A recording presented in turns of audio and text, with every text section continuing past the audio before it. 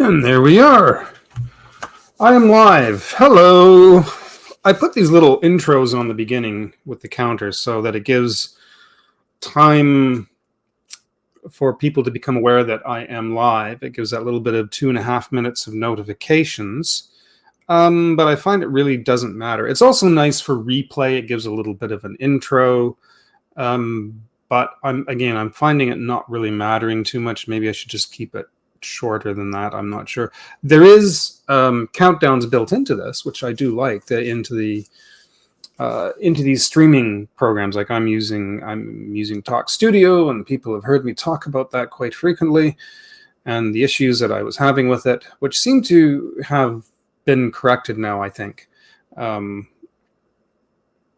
Hopefully, touch wood. But they have these little countdowns with a bit of music, and which is nice and all. And I thought you can upload videos to this, little shorts, and I thought I should just make my own. And I obtained a counter and is able to actually draw some things like you just saw. I actually drew that myself, the whole thing, and just added the counter in it, and away it goes. And you've got this nice little intro that I can set for however long I'd like. And then I put these on the beginning. As I said, it just helps bookmark the whole event as well.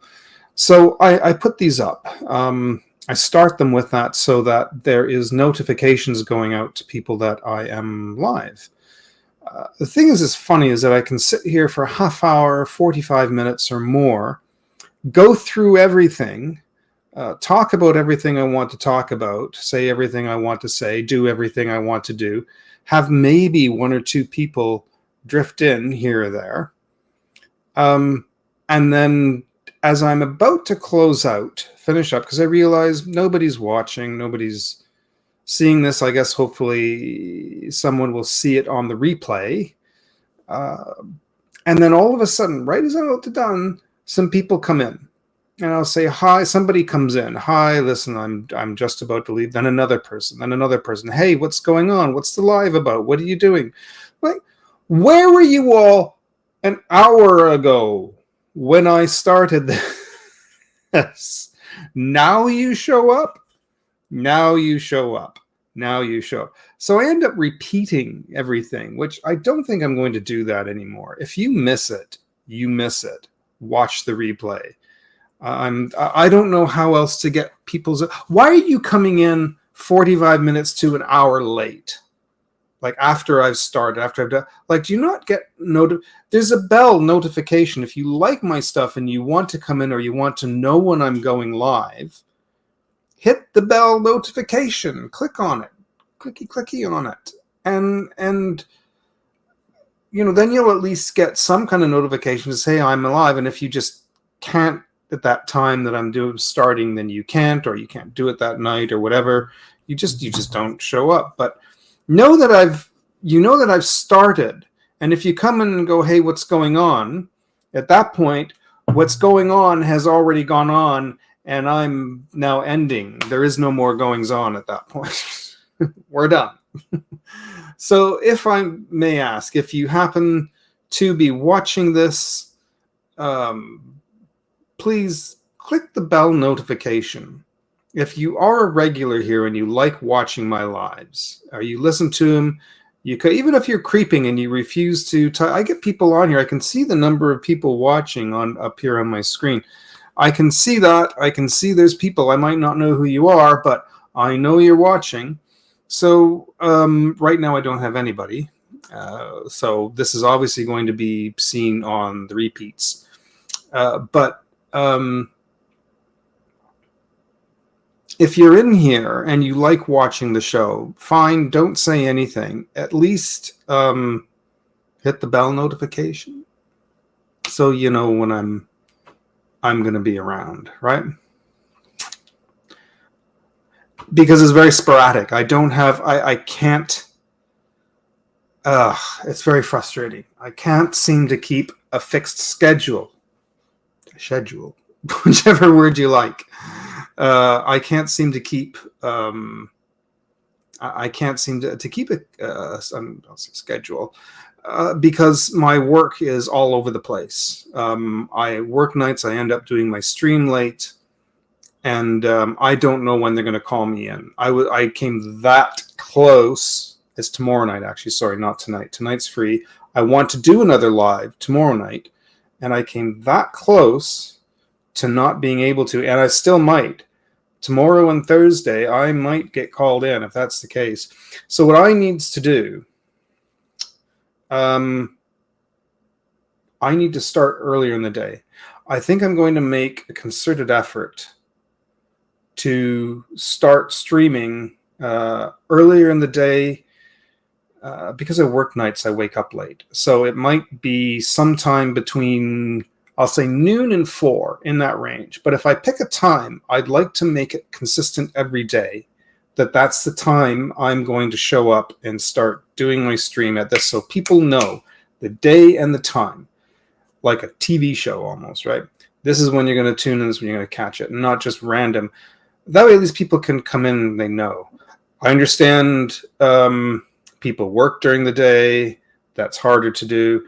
But I thought if it's in that time slot, I can get my American audience in here who are out west, who are like 2 to 3 hours before that. So noon would be like 9 a.m. I know that's early, but at least I have a chance of catching some people. And then my my friends out in the across the pond in the UK, it'll be 5 hours later. So anytime that's between 5 p.m. and 9 p.m. in the evening. But at least I have a chance of catching them and having them come in here. So and I'd really like to get more of my UK and European viewers. I really want to get them on here, actually. I have lots to discuss. So I that's going to be it. That'll be the that's probably the way I'd like to try and continue. I don't know if I'm going to start making the plans for it, and then hopefully get that into motion next week, because come the middle of October, I will have more hours. I will be working more often in October, middle of October, and I want to start setting up some plans for Halloween. I've always loved Halloween, and I've never been able to do anything for it because of life and work. It always gets ruined every year, and I'm trying it again every year. So, hey Matt, how you doing? I'm opening with a little chit chat first. I'm guessing you just came on, so I was just. People always come in after I've just finished what I'm saying, and I just talked about that I come in here and I do stuff for a while, and then just as I'm finishing is when everybody shows up. But I am just starting the stream, though. I am I've only talked for about 10 minutes so far, and I'm still yet to start drawing, so I'm just doing a little bit of a chit chat, and yeah, I will get everything up and going in just a couple of minutes. I think a couple of other people popped in, but just that in the future, I can't go for like 45 minutes to an hour and do stuff. And if there's no viewers and I'm deciding to shut down, then everybody shows up after I've gone through everything and I'm about to stop, and I can't repeat everything again. So you just have to watch in the repeats. But I am going to do some drawing, and I was talking with Matt a little earlier and talking about, I forget what the discussion exactly was, but I was talking about animation, how I used to work in animation. And the main job I worked that I actually enjoyed the most was layout. And layout is a very important stage of animation, and I'm going to actually do a demo if I can. Oh, there it is. I needed my tablet setting. I'm going to open up the tablet in just a moment. Here we are. It's because I've gone on white. There we go. Couldn't get any lines. Oh, it's not even up yet. I graduated in 1992 from Sheridan College, where I learned how to do animation. Spent 4 years there, basically. I didn't really do. Now, the funny thing is, animation is a huge assembly line process. There's artists who do all kinds of different parts in that process, and that's why you have hundreds of people working on it in different areas and different departments. So talking about now traditional animation, not computer, but if we're talking about like hand-drawn animation, it would start with, well, it starts basically with a script. Scripts gets turned into a storyboard, and I think most people know what that is. I mean, that's basically taking the script and you're breaking it down into little drawings, little thumbnail drawings. They're not terribly detailed. They're just small little drawings that indicate what's going on for that scene. And you can draw. They're not limited by it. It's not like a comic book. You have to have so much information per page. Storyboards, you have your fixed size for your whatever your screen ratio is in these little thumbnails, and you can draw as many as you need to indicate what is happening through the entire episode, movie, what have you. And they pin them up on a board. They'll actually have an entire room, and they'll pin these things up all over. And I know for traditional animation, feature animation rather, they will have these storyboard sessions where they bring everybody in, all the animators, everybody. And the writers, they don't have a voice cast yet, but the writers will go through the storyboard board by board, frame by frame, and act out the entire thing. And they'll point out, and they'll do the voices, and they'll do the whole, they'll even do the songs, whatever they'll do, and they'll act out the whole thing. That way you can see how all of this flows, if it actually flows as a proper story, if it works from beginning to end. They can make some additional changes if they need to, but they'll act out the entire thing all the way around the room. They'll go through the whole thing, and they can plan out the flow of the movie, the feel of it, the runtime, everything they need, right? At that point, they get their cast, they do the voices are done first, because they actually have to break down the dialogue, in which the animators can animate the mouth to it. So all the dialogue is recorded before the animation starts. But those storyboard panels, they'll take them and put them into a package for a scene. And they're very rough. Sometimes they'll do cleanups with the storyboard. Sometimes if they're really rough and scratchy, they'll do some really nice cleanup storyboards, just so everything's good and clear.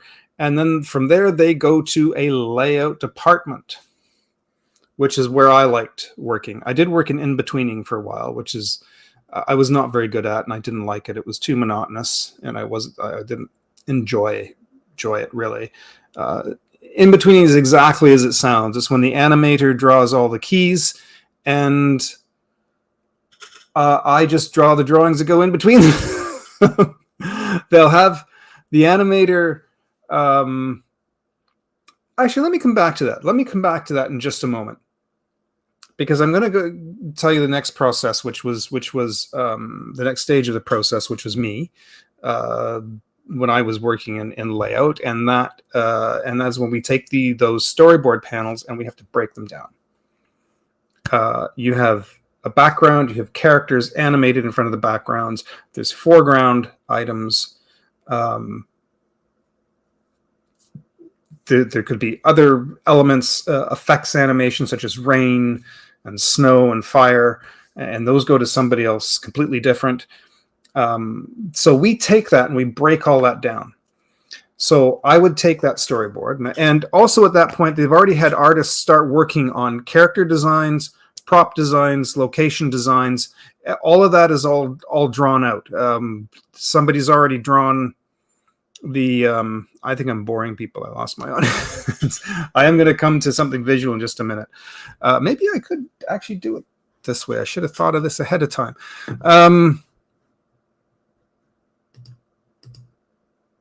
I'll get that in just a minute. I can't do that. Yeah, somebody's actually already done the character designs. They've started already drawing out like locations. If it's a mythical story, if there's going to be castles, inside the castle, what all the rooms look like, If there's an adventure, are they stopping at a little shack somewhere along the way? What does the shack look like? Are they carrying an axe? Are they carrying a bag? What's their clothing like? Are they going to change the clothing? All of that has to be planned out and drawn ahead of time. Every prop, everything through the whole process. They need somebody to do that. And those people, like, they have to do research. If it's a period piece, they need to do research on the time period. If it's a fantasy piece, what kind of vibe is the fantasy giving off? So is it space adventure with spaceships, or is it a mythical with castles? Is it an underwater adventure? Is it adventure underground and it's all roots and, or I don't know, grass and everything like that? What is it all going to look like? So somebody will plan all that out and have all that ready to go. So when I receive that layout package, not only am I getting the storyboard, I should already have another package that has all those. The character design model sheets. Those show what the character looks like in 360 if you were to turn them around at every angle, so you knew what's behind them, what's on their sides, what their clothing looks like. The heights, they'll show a chart that shows the different heights, so that we knew what they're interacting with each other, what the different sizes are going to be consistent. Again, all their props, the location, all of those I'll have ready on hand. So when I get that storyboard, if it's a storyboard where they're inside this castle and they're looking down inside the castle, I'll know what that castle looks like. I have the layout of the sheets that show the like the floor design and all that stuff, right? I'll have that all ready to go. So what I will do is, for the scene, I would say it's a 3/4 down view and a person's coming in the castle and they're looking for somebody and they're walking in and they're calling out their name, and maybe they pick up something off the floor, something that's lying on the floor, a dagger or something, right? And it's this 3/4 down shot. Scene's going to be about 4 seconds. You know, they come in, hello, is anyone here? Oh, and then they pick that up, and there are beats in that, right, in that 4 seconds. So I'll draw that out. I'll draw that background for that particular shot. Indicate lighting, direction of lighting, shadows, and all that. It doesn't have to be super detailed. It doesn't have to be a super sketch. It'll mostly be a line drawing, but I will have to indicate light. If there's any effects with that, a lighting effect that has to come through. So I'll show one layer will be showing the inside of the castle. The next layer might be the lighting that has to do that. If the character has to walk behind something, is that object that's in front of them, is it going to be an overlay, or are we going to do a match line and have them go around that? I'm going to indicate that in a few minutes because we were talking about match lines earlier. And then finally, I need to indicate where that character is moving. So even though I'm not animating, I'm not doing the key animation, the key drawings in the animation, I just need a few drawings to indicate their direction. And because this is nothing that's showing up on the screen at the end, I can add whatever I need to indicate to the animator what's going on. So I'm out of breath. So I can add arrows. I can put little notes underneath. Character walks in. So I show the character at the side. Are they starting off screen and then coming into it, or does it cut and they're already in the screen? I'll need to indicate that. They're walking through. I'll show maybe where they start. If they're calling out, show a couple of drawings to show them calling out. They react. I'll show a drawing of them looking at the floor. I'll show them a drawing of them picking it up, and it should only be about 4 or 5 drawings. Shouldn't be very many, just enough to indicate what's going on, because the animator he's not tracing over those. The animator's not going over them. He will just use that as a reference to go by when he's drawing. It might end up looking rather different by the end, but it'll at least indicate his path of action through that scene, right? That what he has to do. So, and again, if there's a dagger on the floor, to pick that up. If they maybe have to pass by a pillar, I need to indicate if that pillar is going to be an overlay over top, or if that's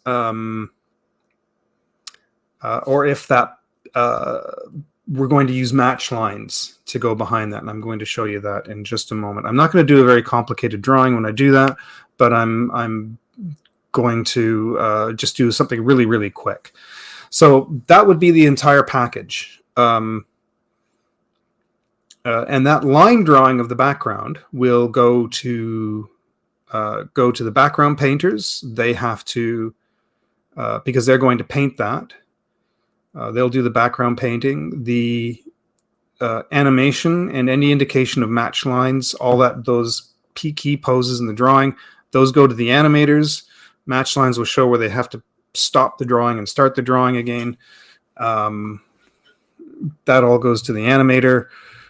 If there's effects in it, maybe there's one pole has a little fire on it, or lighting in the window is a layer of glow over it. That might have to go to somebody else who might have to draw that or do something that will overlay that light.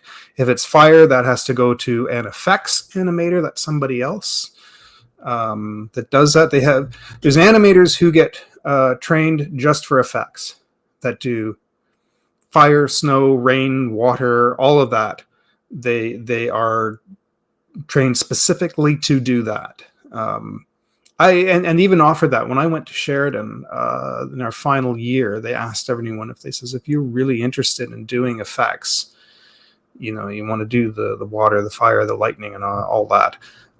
They said, we will teach you that. There is no separate special class, but if you want to specialize in that, we will set you aside, sort of thing, and we'll train you specifically for that. And I didn't. I opted out of that. It wasn't an area I wanted to do, strangely, because I animation, because I was fascinated by special effects, but I was more into like stop motion and dinosaurs and monsters and that kind of thing. And I thought maybe I would pursue something in filmmaking, that sort of way. But I ended up going in the direction of animation because there's nothing that teaches that. But there was Sheridan right at Oakville, which was not far from me, that taught full traditional animation. I loved cartoons. I loved drawing. I thought that would be a good way to go. So yeah. So that's basically it in a nutshell. What I did actually is I put together those packages, and some of them were really simple. Some of them you could get done. You could get a couple of those done a day.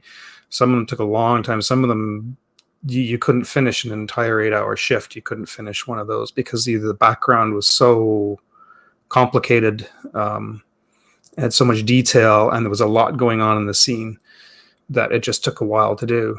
One thing I would like to do one night, honestly, I won't do it tonight, but one of the shows I thought I would have really loved to have worked on was Bob and Margaret. It used to make me laugh, and I got the biggest kick out of that show. And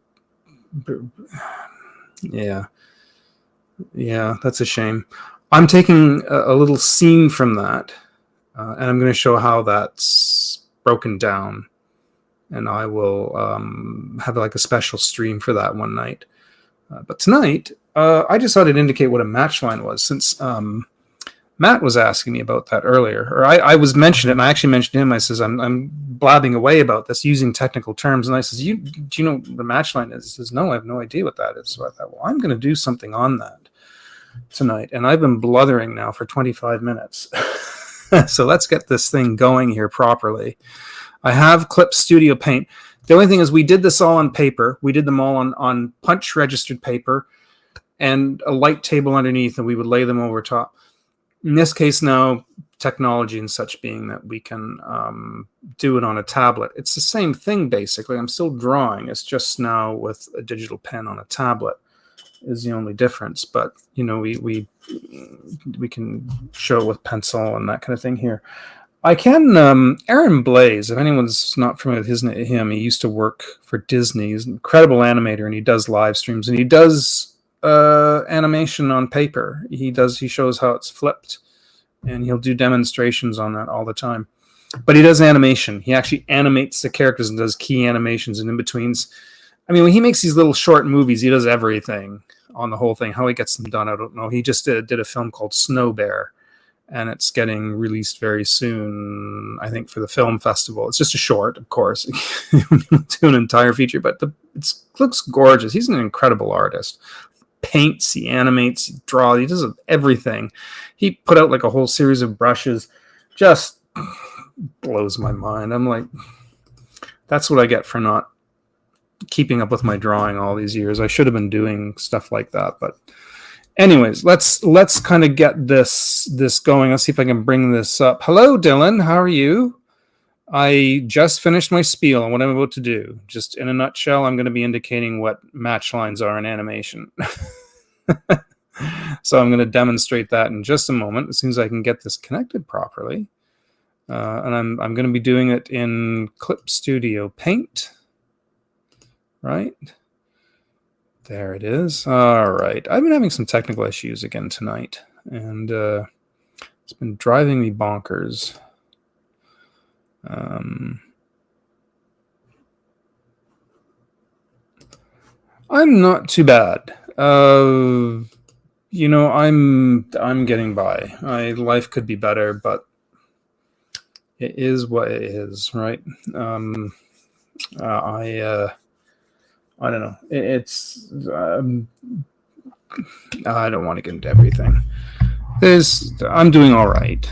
I struggle with things, I guess, the same as most people. I have my ups and downs, and whoops, don't want to do that. I accidentally started reminders. That's fine. For those of you that have Macs and Apple products, iPhones and iPads, I don't know if you've done the big update recently, but there was an update.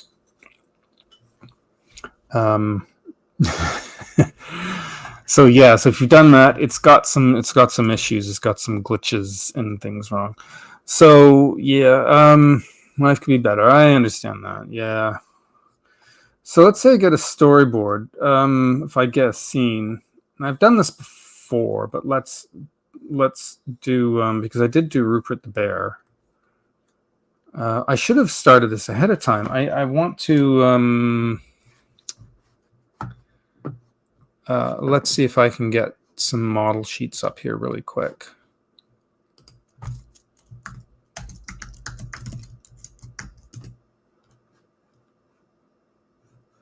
How did that happen? That's not what I wanted.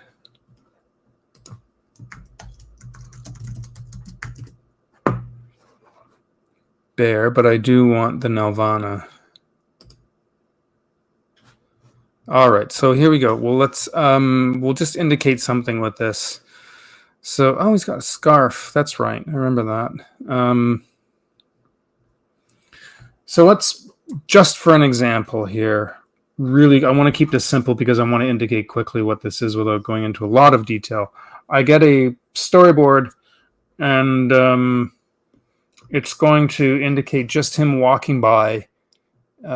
He's out, and it's a lovely day out, and there's some bushes, and there's a little path, and there's trees. There's a tree here, and there might be another little tree here. That's a really thin one coming up. And Rupert starts off screen over here. He's a little further than that because we got this 3/4 view path. Animator will love that. And he's going to start over here. And the storyboard will indicate, probably with arrows, if I can draw them, that he's going to come this direction behind this tree.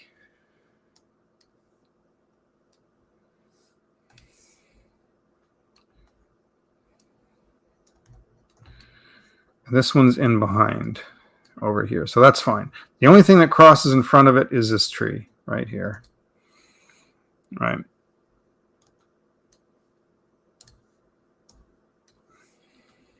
And I'm going to get rid of that line right there so that it looks like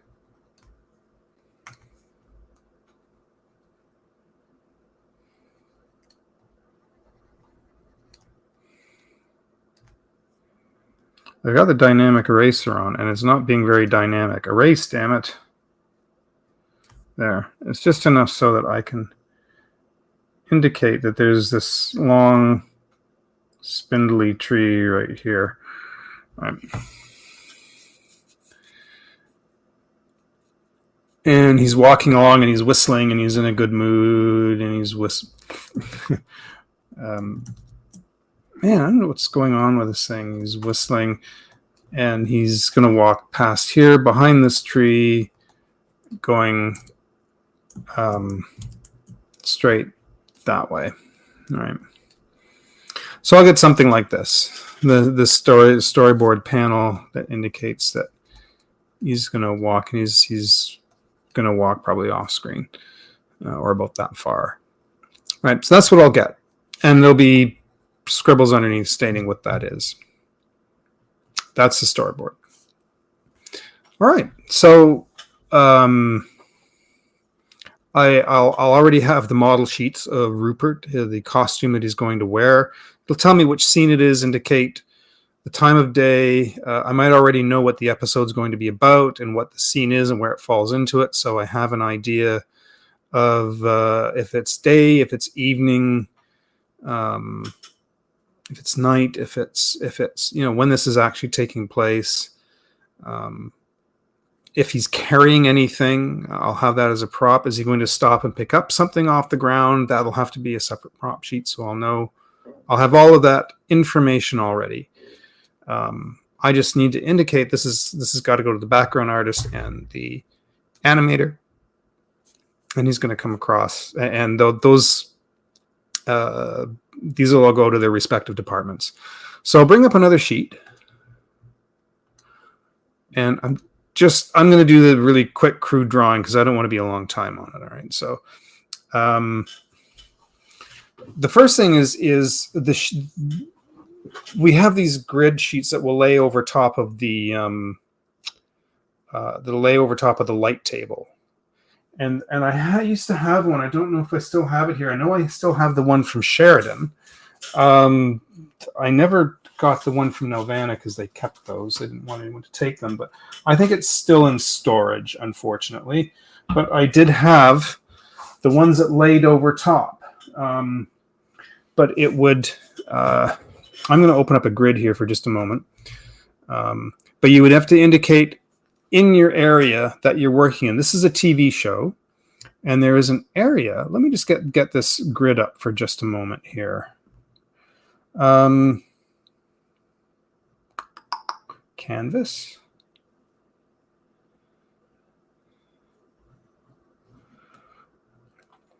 There's an area around the outside that we called TV cutoff. And you want to indicate that. So this is almost more to go to the cameraman, really. But the animator needs to know that, to know the area is working within. I'm doing a 16:9, so that would be more like modern television. Back in the day, it would be 4:3, because that was more for the square televisions we used to have before the mid 2000s. We started changing TVs. Oh, there's a grid. So I'm just going to do this really quickly. This is very odd. I'll have to figure this out. All right, 1 second. So I'm going to do that in blue, right? We'll do it over here. 3 and 3. That's 2 and 2. All right, we'll do 2 and 2. And we just need to indicate on the corners. I'm doing this really rough. You'd have to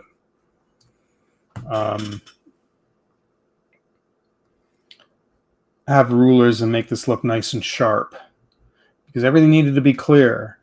It's going to go to a checker, and everything needed to be clear by that checker. So I probably put the measurement of whatever scale that they are going by for the camera. It would have to indicate this is a wide shot. It would have this setting for the camera, and all that information would be spelled out here on the sheet. But you just need to indicate the corners. You could maybe add an extra little line in here if you needed to, just for the animator to work by. It's not really necessary, but that's it. This area is your TV cutoff. You had to put in a TV cutoff because this is going to be, it'll be shot maybe right to the edge, right? When the camera is set up. But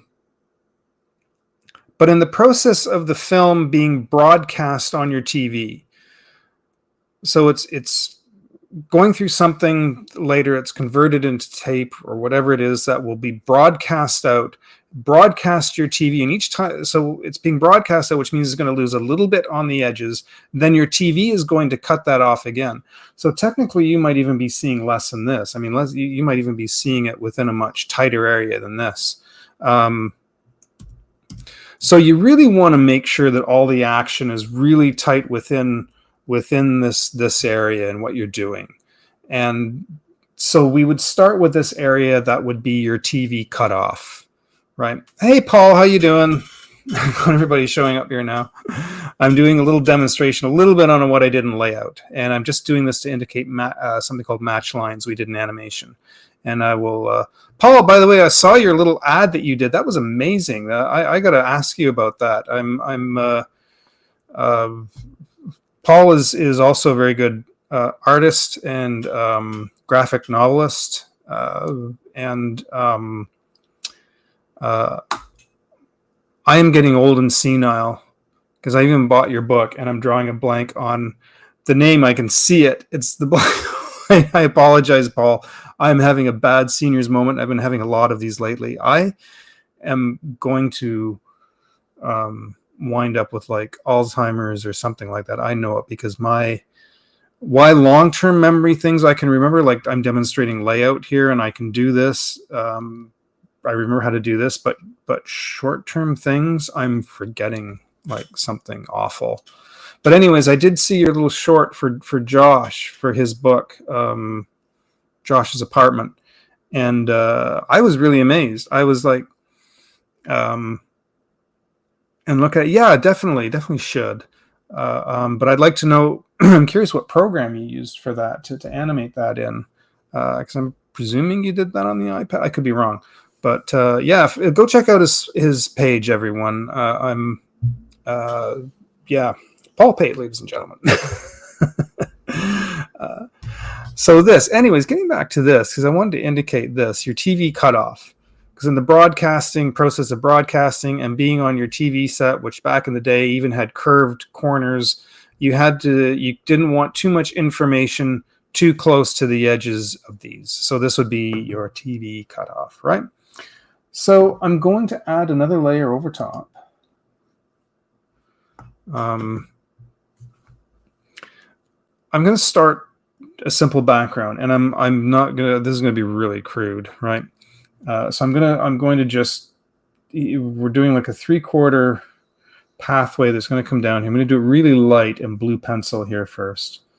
Let's go back here to the storyboard. Have another quick look at that. How did I do that? Right from corner to the. Oh, so it was okay. So the path was kind of, I just tipped it down a bit.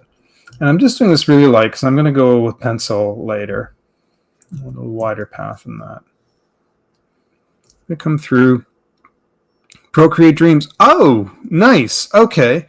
Very good. I want to start playing in that so bad. I know Procreate Dreams 2 is supposed to be coming out, and it's not so much that I'm waiting for it, but I don't know how much change there's going to be. Hopefully not too much that I end up relearning the program. But I do.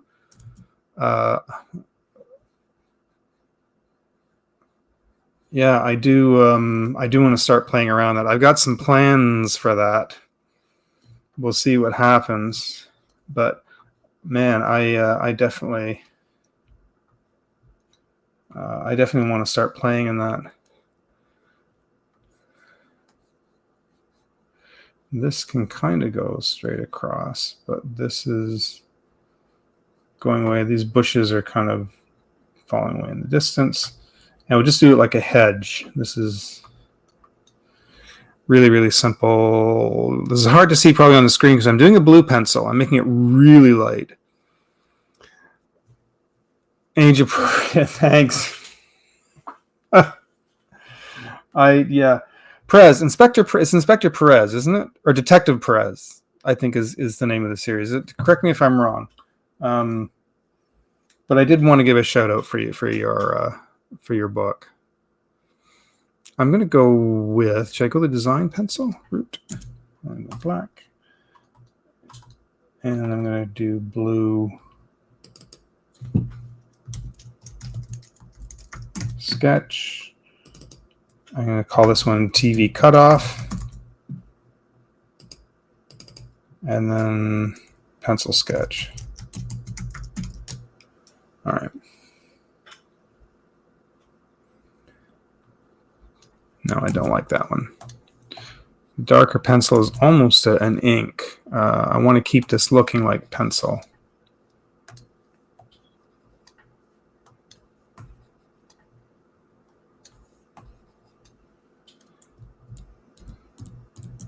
It says real pencil, but I like this better. It's a little darker, a little easier to see.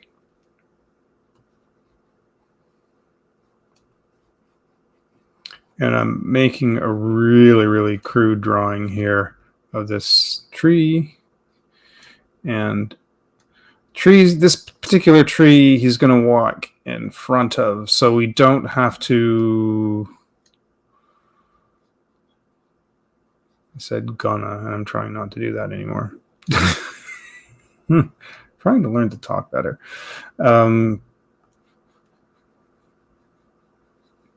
Anyways, he's going to walk in front of that tree.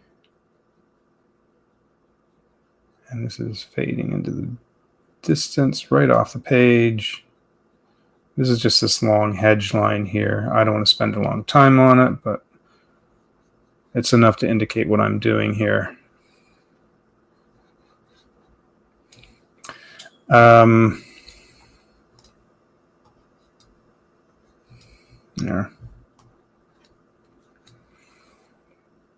And you might maybe have a cloud. Whoa, what just happened? Oh, jumped around on me. There we go.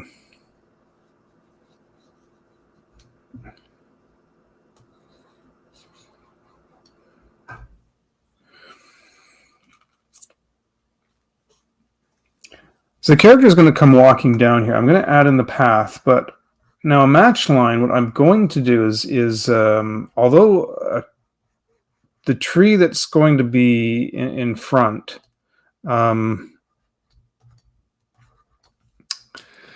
tree that's going to be in front of it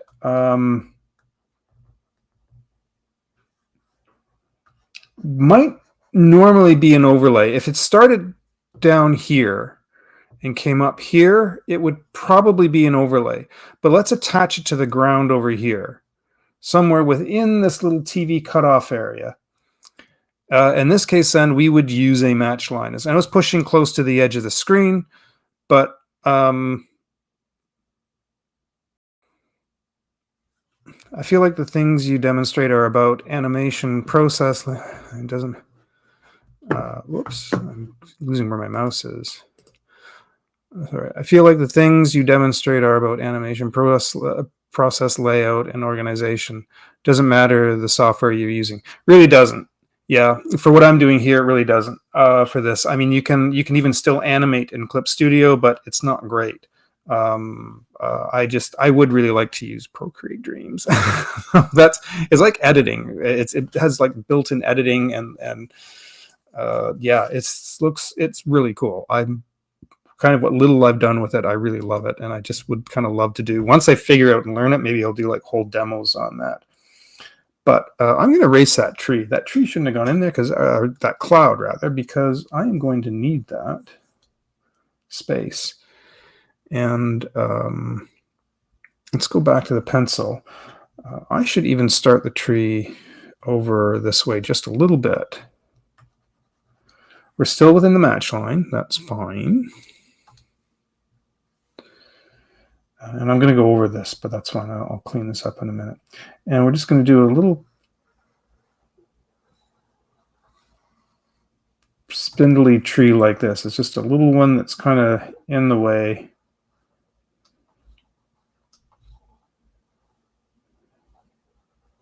And it's on an angle. It's an old tree.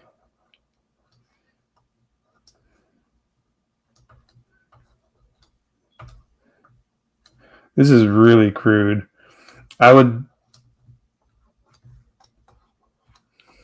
spend much more time on these drawings.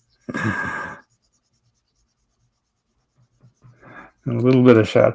By the way, if you ever saw an indicator on these that was done like an arrow that was a three-dimensional round arrow, and say at the top corner, I would go like this. Whoops, let's try that again. I want a little more an angle.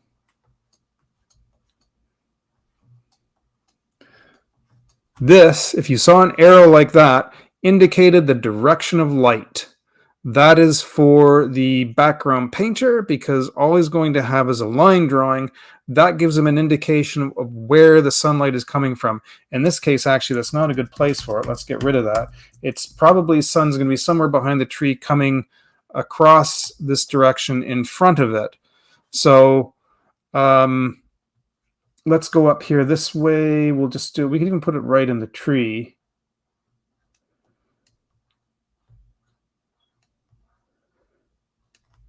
Like that. And that will be an indication for the direction of light for the background artist. So he knows that this is all probably going to be mostly in shade. There's true light coming through. This might be hitting this side of the tree. All right, so let me get this a little eraser going. Dylan asks, how long have you been an animator, and when did you want to be an animator when you were a kid? Okay. Let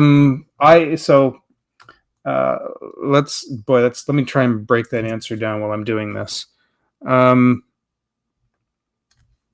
needed eraser. I loved drawing as a kid. I also loved movies, and I loved monster movies and special effects. Harryhausen movies were a big influence on me, Godzilla movies, and as well as cartoons. And those three things were kind of the big things, but those were the first big things that really kind of got me into entertainment, I guess, as well. Those are what really sparked my interest growing up. But I thought, especially when Star Wars came out in '77, that was like such a huge impact on my life. I wanted to do special effects. I wanted to make the models. I wanted to make the monsters. I wanted to do all of that stuff. And I wanted to learn how to do it and go work in Hollywood or in movies or anywhere and do that sort of thing. There was nowhere that taught that. I didn't know where to go. Like Hollywood was in a different country and on the other side of the country. But right near me, because I lived in London, Ontario, and less than 2 hours away in Oakville, Ontario, was Sheridan College that taught full traditional animation, the whole process, whole kit and caboodle.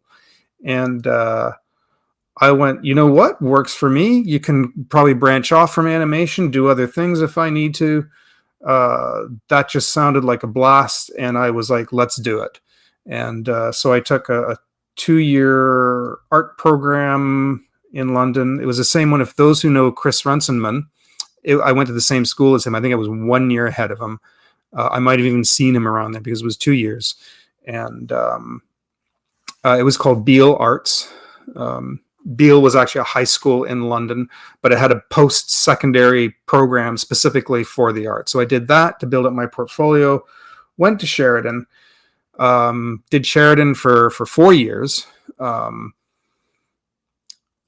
When I got out, there's a lot of stuff in my life that happened that I won't get into, but it didn't go as long as I would have liked it to have.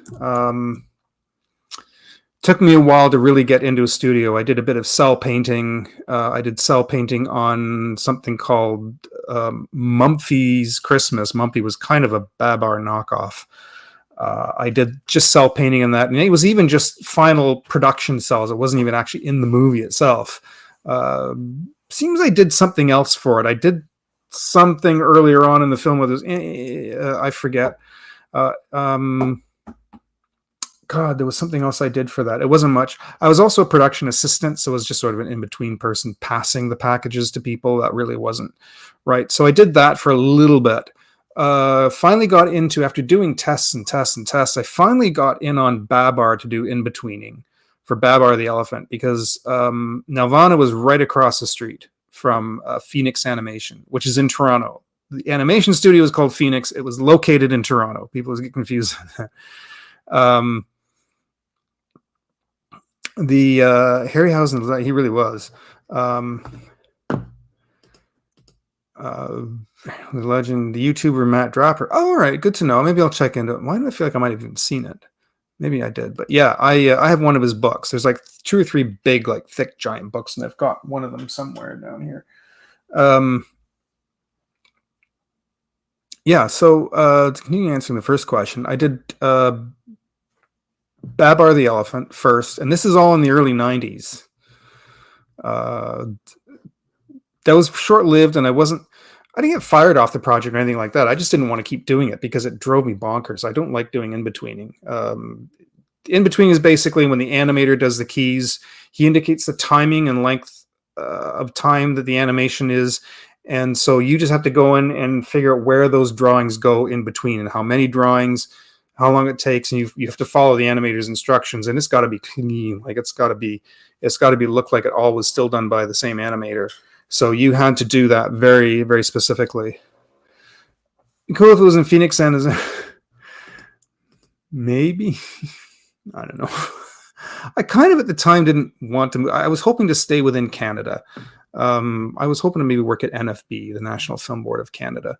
I did try and apply with Disney. I'll come to that in a minute, because when after I did Babar, I got in on doing Rupert the Bear, doing layouts, exactly what I'm demonstrating here, and I really enjoyed that. I would have loved to have kept doing that. Unfortunately, when a project is done,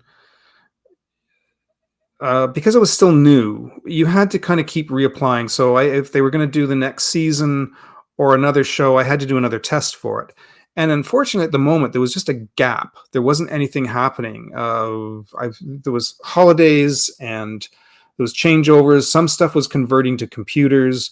So just things were kind of all over the place at the studio. And it was hard to get the attention of people to try and get another layout package in to demonstrate that, hey, I worked here. I can still do this. Get me in on something if there's an opening. And depending on how good you were and your style and whatever your experience was, etc., if they had something that had like a lot of that was really, really detailed, and if they thought, you just came off something of doing storybooks, we don't know if this is going to be would work for this particular. I don't know. It was funny. They had difficult people there too sometimes, but because the first in between assignment I dropped off, I didn't get it. The second one I did, but anyways, there was a big gap for a while, and the people I was living with were worried that I couldn't pay rent. And there's a huge, I can't get into that. It's really personal what happened at that time, and I had to get a job quickly because we're obviously have to work and you have to pay rent, and I ended up flipping burgers. And there was a long gap there. I did go with a friend of mine to Florida, where I tried to go right in person to apply with Disney and dropped off a resume, a small portfolio package of some images, got a rejection letter, basically. It wasn't anything that the stuff wasn't good enough. It was just the Florida department isn't where they did their big animation. It was more just they did some things there that was almost more on display for their theme park, and just to do some pre-production stuff, but which would have been fine if you're working for Disney. Hey, I'm working for Disney. I was kind of hoping to get in on something at the time, but that didn't. Yeah, so I ended up getting a rejection letter, which is I think when that was they were kind of trying to meet. Oh no, that's actually when I moved. I then worked at Jumbo Video, the big video store, which I did like, but it's a video rental store is customer service job, right? And that went like that for years. Since you worked in animation in Canada, do you know why Canadian animation shows usually have 2 seasons? Not all of them do. Depends on the contract. Nelvana most of those shows were American produced shows. It was American money. We just did the animation for them.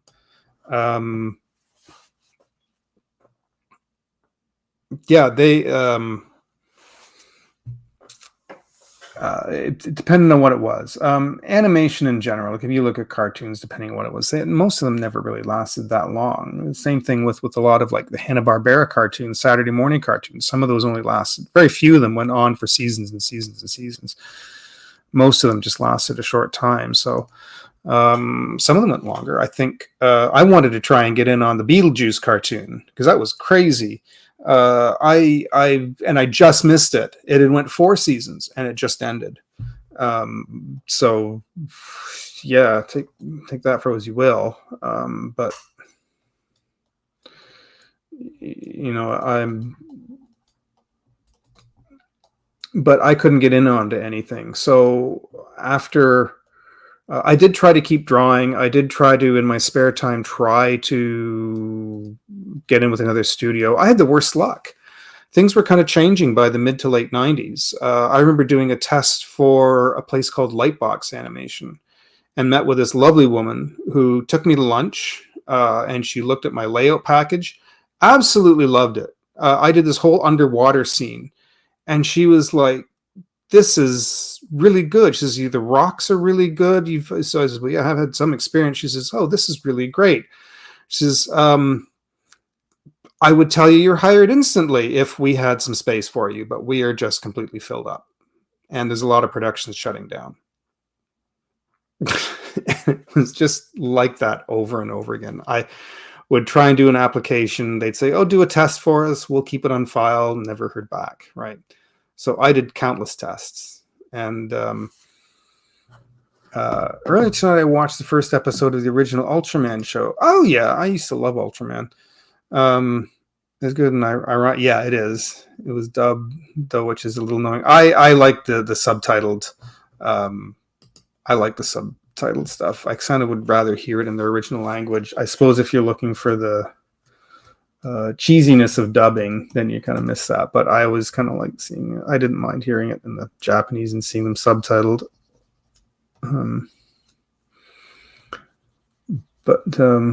So that's in a nutshell. Sorry that took so long to answer, but that gives you some my background. In the very early, actually right around 2000, I lost my mom in 99. She passed away in January of 1999. And I was working at a video store and I was so depressed. I thought, here I am. I couldn't get back into the industry and my mother leaves this earth feeling like that she just saw that I was failing at what I went to school for. I had so little experience and I was so angry and so upset. And since then, it's been kind of a continuous fight. But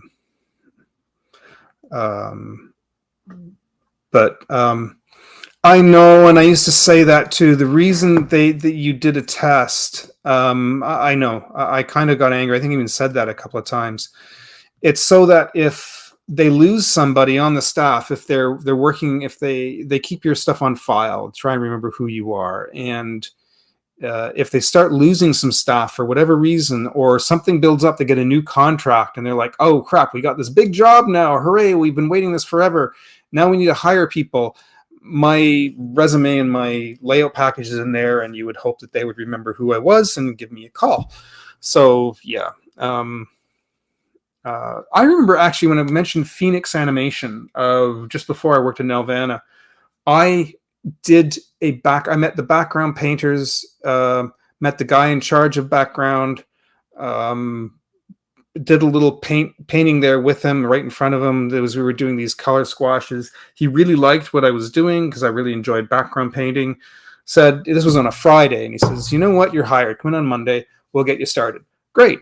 Got home, enjoyed my weekend, told everybody that I was hired for doing background painting, all excited. Monday morning, I get up, made lunch for that day, had breakfast, about to head out the door to catch the GO train into Toronto. And I'm like, literally, my coat's on, my shoes on. I'm right about to step out the door, and the phone rings. And it's early in the morning. I had to leave early, and my roommate was still in bed sleeping. I wanted to grab it so he didn't really wake up. Otherwise, I think I would have let it ring.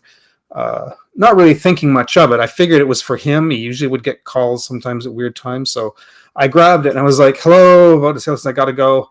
And it was actually the secretary from Nelvana. She says, yeah, I says, I understand that so-and-so, you met with so-and-so and you're supposed to start watercolor painting this morning. I'm like, yeah, I'm on my way in now. She says, no, no, no, no. The production's actually finishing up. She says, we just talked with them. We're not going to need you. I was like, what? Yeah, I'm really, really sorry, but if we pick up another one again, we'll keep you in mind. But we says, there's no point in you coming in. I'm glad I caught you before you left. Really sorry about that. Bye.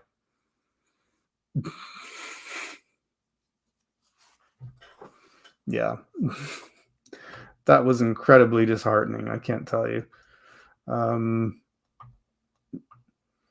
that was that was actually because I think I'd already done the stuff for Nelvana, and I was trying to get back into Phoenix Animation again.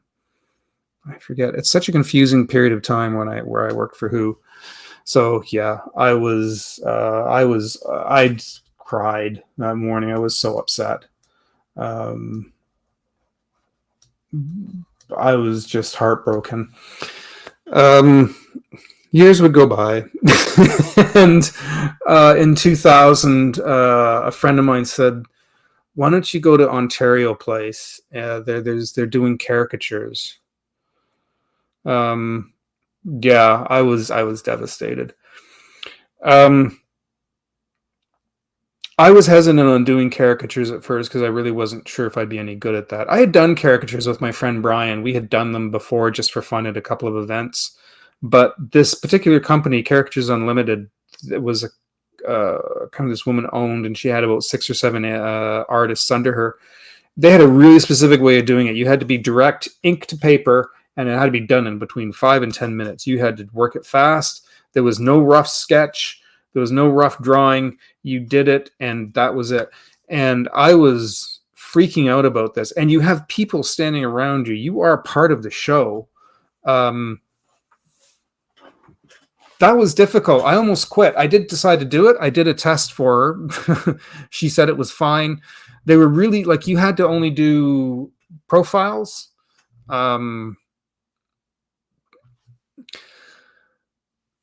Oh, thanks, Paul. I really appreciate it.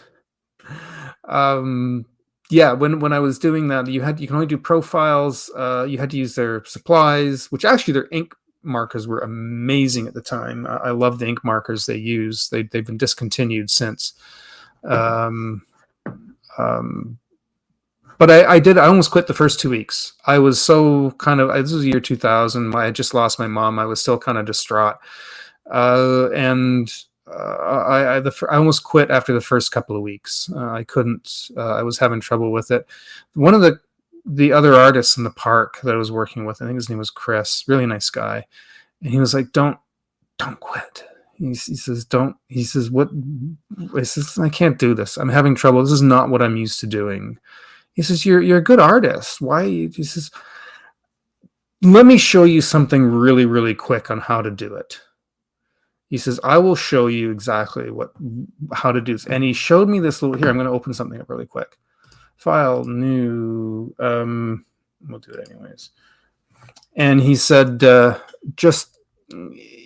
he says, "Follow this really, really easy." And he says, "I'll show you how to do this really quick." And he did this thing where he says, "They're all kids. They're all about the same sizes. Just think on this proportion. Do them really easy." He says, "You're overthinking it way too much."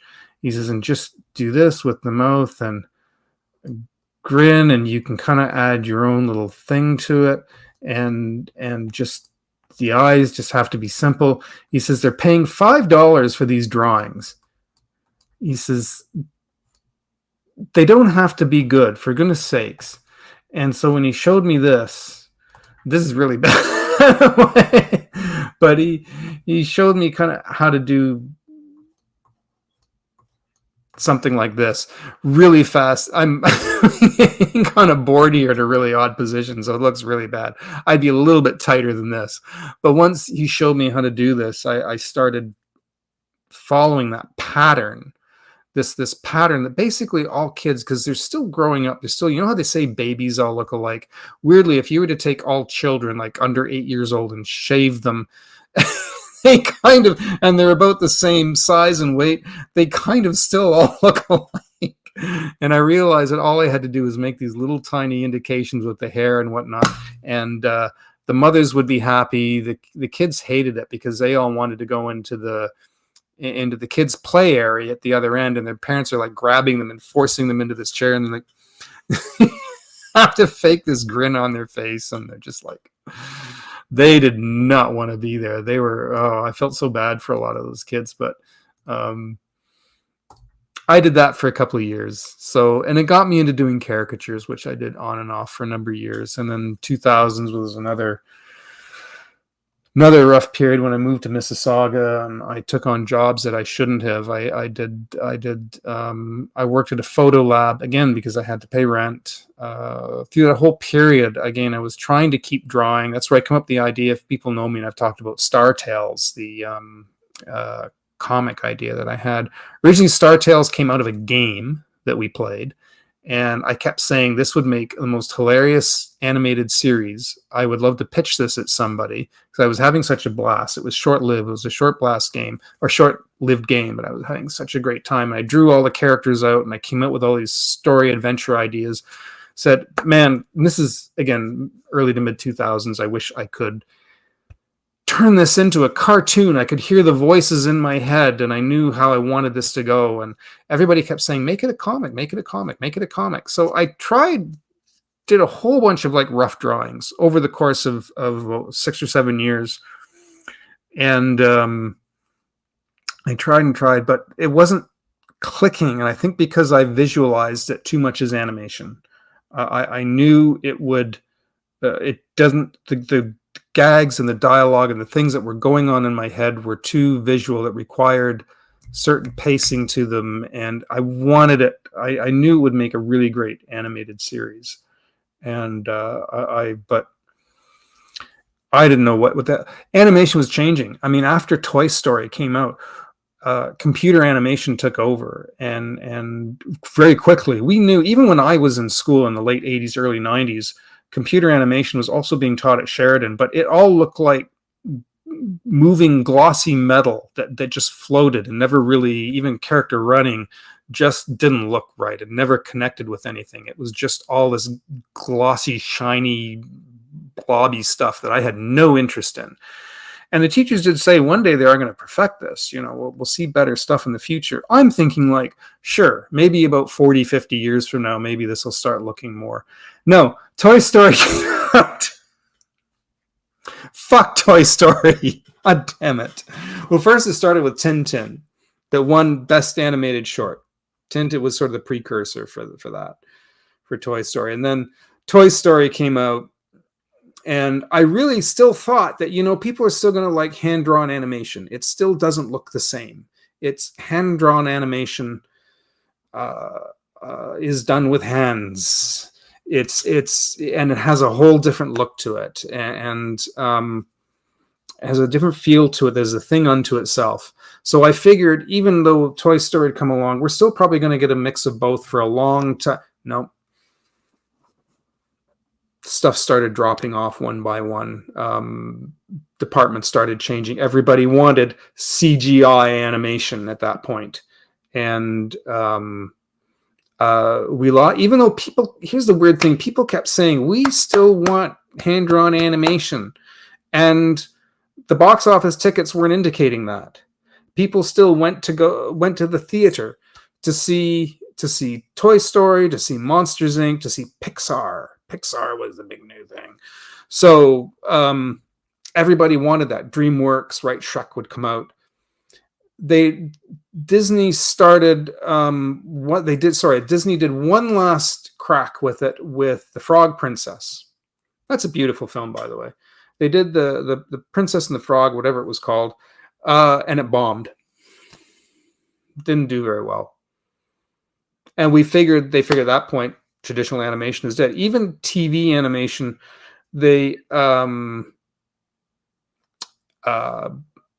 if you saw, it started taking on this weird thing that was done with, they called it kind of traditional animation, but it's not. It looked a bit cut out, and I don't mean like South Park kind of thing. I mean that they had these shapes that were moving, but they were kind of bending, and it was what they called that sort of bone bone attached animation where everything kind of just, it doesn't turn and move properly. It was just a 3/4 view that would, or just a still drawing that would just move up and down, and it never didn't move organic. Like you weren't getting the 3/4 head turns in that, and I didn't like it, and that's where television animation started going, and I hated it so much. I thought, I am not going to go do that, whatever that is. And you knew the backgrounds were all turning into these computer generated things that were done to sort of look like paintings, but they weren't. And I didn't know the technology. I was computer illiterate. That I didn't know. That's not what I went to school for. I did everything hand paper. I didn't know anything about. I thought, I'm going to sit in here and type in a background. The hell. So I knew I wasn't. I just screwed this up. Hold on. I knew I was never going to be able to get back into animation at that point. I figured I was done. Everything I learned was obsolete. I was extinct. Remember Jurassic Park also came out, and that's where that line comes from. Now we could do full CGI dinosaurs. It wasn't glossy or glitzy anymore. We could make it all look realistic. Cartoons were taking on now more of a cartoony look. We were getting better movement. We're getting all this super detail that everybody was raving about. Wow, you could count the number of hairs on their head. I was like, why is everybody raving about shit like this when the stories were going? Pixar held on to people because their stories were good, right? And I'm gone way off topic here. Pixar did actually really plan out their stories ahead of time early.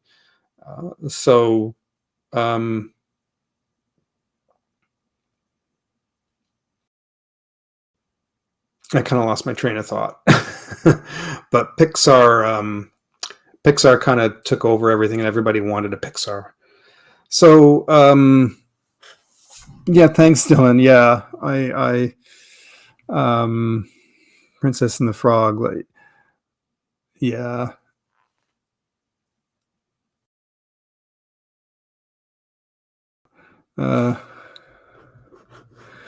So people are traditional animation is no longer a viable product for the masses. Yeah, it doesn't diminish its artistic value. Doesn't mean people don't want it. True. Yes, people want to see it, but it is, to do that, you have to now start reopening. So that's what Disney did for The Princess and the Frog. They reopened their traditional animation department. They brought in all this new equipment and all this stuff to do it the old way, and it bombed, and then they shut it back down again. So now people, they have been talking about for ages about doing traditional animated films, and some are doing it. It just looks a little different, but it is traditional animation. They're doing it on these big tablets like this thing, like what I'm doing now. If you've ever seen, I've raved about this film for ages, and I've recommended everybody to watch Claws, which I'm hoping is still on Netflix. I should have a look and see if it's still there. It is a gorgeous film. It is traditionally animated by hand. Those drawings went into a computer, are colored. They're made three-dimensional kind of by the lighting. It has no outlines. There's no like drawn lines to it, but the way it's colored and the way it's done gives it this 3D look. But if you, yeah, it's a wonderful flick. And the animation is just gorgeous. Like, they did such an incredible job with the animation in that film. It's fun to watch, and the voice work is really great in that too. It's a good story. They really thought that one through. You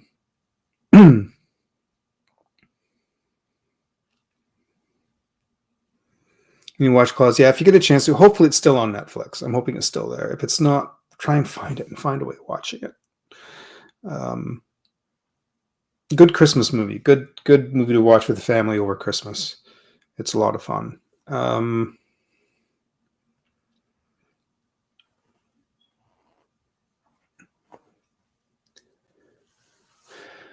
yeah, is that his name? Yeah, I can't. Yeah, I don't know the spelling either. But yeah, that's. I don't even know if he's doing what else he's doing. I should go back and look what else he's working on. Yeah, I feel like I missed. Oh, is he the one who did Primal? Oh, all right, okay. It's funny. That's such a different look. to it. Or is that the same one who did? I have to actually have a look who did what. Maybe I'm getting names all mixed up in my head here, but and a lot of these, it's hard too when all these like Netflix and like they dropped like their animation, and Paramount, Warner Brothers dropped all of their animation. Everybody keeps dropping all their animation departments, and artists are going out of work, which does not help, right? In today's, the nice thing is now all these programs at home, you can make stuff at home now, right? If you're willing to put the work into it, and you get your drawing skills up, you can make stuff at home on like Clip Studio can do animation. There's animation software for the iPad like Procreate Dreams, and what's it called? Squid something, Toon Squid, I think is another one, and something else. But Powerpuff Girls, all right, yeah. Who did Claus?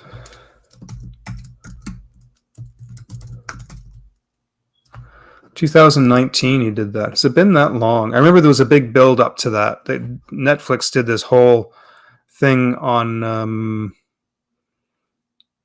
man, they were like releasing little scenes and were really teasing this gorgeous animated film that was going to be coming. Apparently it's still on there. Apparently it is still on Netflix. It was one of Norm Macdonald's last jobs before he passed away. He did the voice of one of the characters. Who did that? Sorry, director was Sergio Pablos. Sergio Pablos did Claus. So that was I was thinking it was somebody else there for a minute. All right. Yeah, Netflix really kind of built that up with a lot of teasers, and so when it came out, everybody was like, "Holy crap! What is this? This is gorgeous." He has a wonderful way of using lighting in his films. But I kind of wanted to get back to this if I could. Now that I went way down that explanation, because I was going to talk about match lines. I just added another layer here. I'm going to put character on it. And I heard Samurai Jack. I've only seen little clips and whatnot, but it looks gorgeous. It looks really nice. That I'd like to... that I'd like to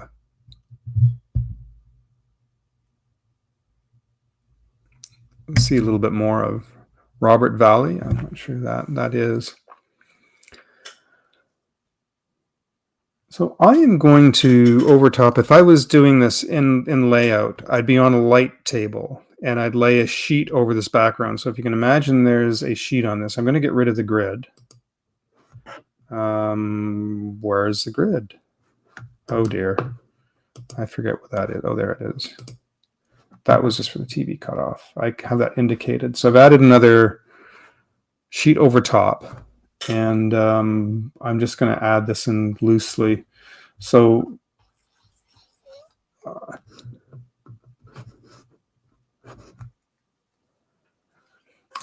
I'm on a Instagram page that I follow an Instagram page that is called Animation Backgrounds, and this guy has a collection of backgrounds from animated shows going all the way back to Warner Brothers up to stuff current. He has images of them anyways. I don't know if he has the originals, but he's got collections and collections. Where he finds these, I don't know, but he posts a lot of stuff from Warner Brothers, some from Disney, and a lot from Samurai Jack, of all things. So the backgrounds are amazing on that show. Let's go with Rupert. So Rupert, I would indicate here, and in my layout package, I would do, I'm not going to I would do like a full cleanup drawing for that. Whoops, he's a bit big. That is not right. Let's raise him up a bit.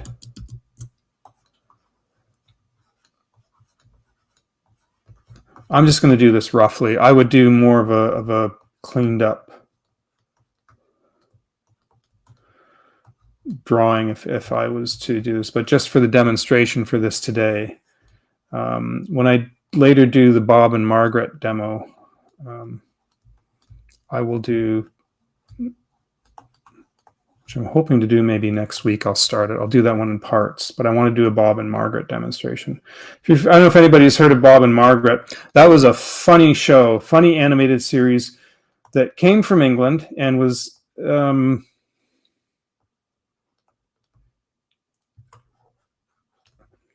animated by Nelvana in the 98, 99.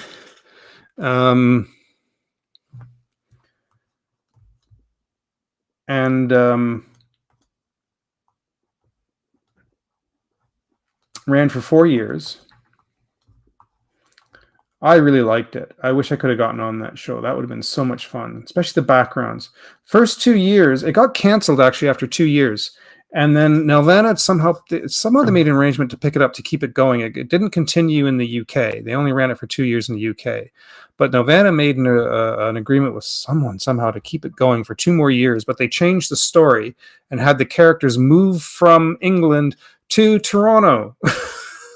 So it continued. His character is supposed to be a dentist. The voice actor they couldn't bring back who did Bob. So it was another actor that continued doing the voice for Bob for 2 more seasons. It was never quite the same after that. It was cute. It was still funny. I still watched it, but it was never the same. And I missed kind of the style. Style was kind of consistent, but the fact that it was taking place in England and you were drawing all these big old homes, the double-decker buses, and it was kind of otherworldly, the fact that it was drawing this, or they were drawing all this stuff in a different country, and I really wanted to work on that so badly because it was in England. So I've drawn a start point here for this character, for Rupert, and he's going to walk through this scene, and I'm showing a start point just coming on screen. And what I would do is oh, is it? That's funny, Paul. In red, I would do something like this. I would just show an arrow going behind tree like that. And that was enough to indicate the direction this character is going. And then at the end, I would do a finished position at the end like this, where the character is going to end up. And the animator, and if he has to do anything else like stop and bend, pick something up, say something, anything like that, I would indicate that in all the poses. But for just this for now,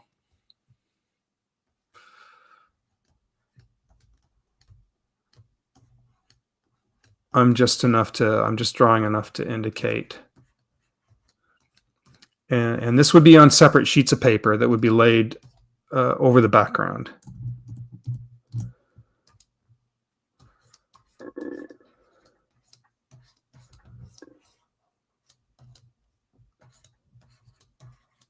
And I'm just going to sort of indicate this really quickly. Again, I would probably do like a lot more detail, making sure the character was on model, that kind of thing.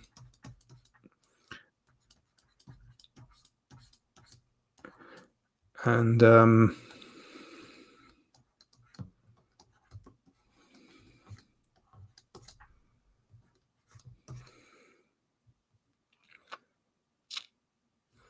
thanks, Dylan. I sort of thought you had already, but thank you, though. I appreciate that.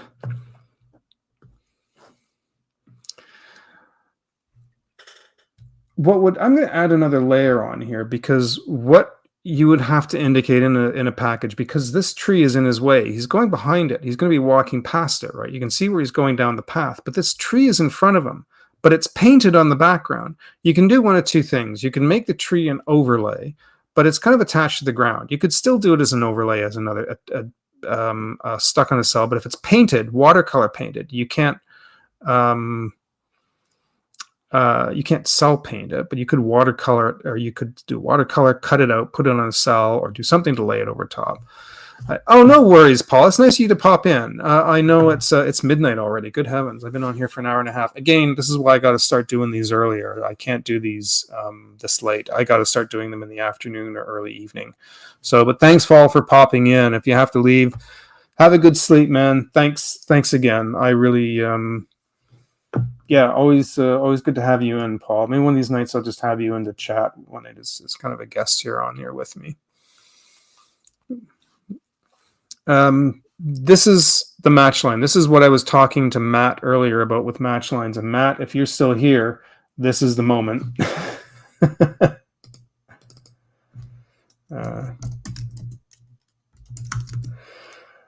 On a separate sheet of paper,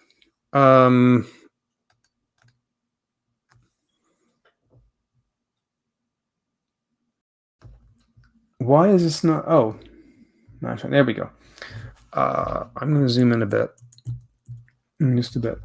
He's going to go by here. I would draw a line. I would outline the edge of this tree here, like this, in red. And this is on a separate sheet. This is an overlay on top of this. We're not drawing this right on the background. This has got to go to the animator, not the background painter. And we'll take this right down to the bottom of the road. And it's got to line up exactly. Like there's no room for error on this. That line's got to be traced precisely. And we're going to come down over here. So all these little wiggle, everything. This has got to be really slow, right over top of that line.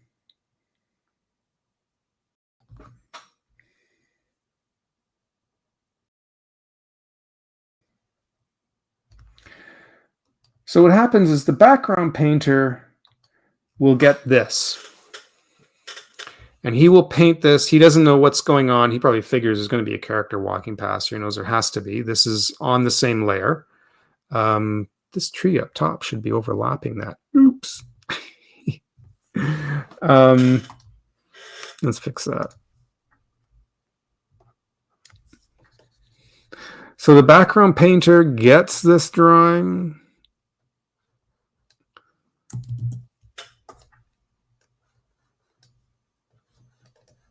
And this is a bit closer, so probably has a lot more detail in it than everything else, because the closer it is, the more detail it's got. Right? He will get this. The animator, that goes to the background painter. This is all he needs, right? And maybe the TV cutoff sheet, maybe. But the animator will get this on one sheet. He will probably get a photocopy of the background so he knows what he's dealing with. So he will still get a photocopy of the background just to give him an idea of what he's working with in that scene, what this character is walking on, the surface, all that kind of thing, right? But he will get this to indicate, with instructions to saying he's walking, the scene is going to be 3 seconds long. There might be dialogue with it. This is all he needs, and the arrow to indicate where he's going and what he's doing. So if he was to stop and pick something up, there'd be more drawings in there. And these would each be on a separate layer, by the way. I've indicated them on one sheet, but all that motion is all on separate sheets, right? You might need 2 of them. If the character's walking in, you could do 2 of them on one sheet where he's going to stop if they're separated enough. Another sheet might draw bending and picking something up. Another sheet might show a couple more, 1 or 2 more poses. The animator can work with this and do whatever he needs to. These would be cleaned up and on model, by the way, so that everything is crystal clear what's going on. He will also get on another sheet of paper that.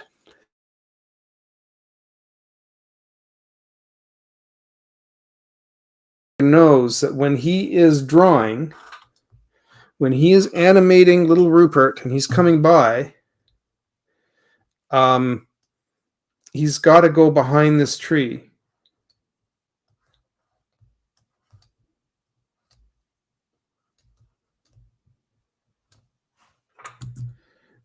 And that might be indicated with something like this,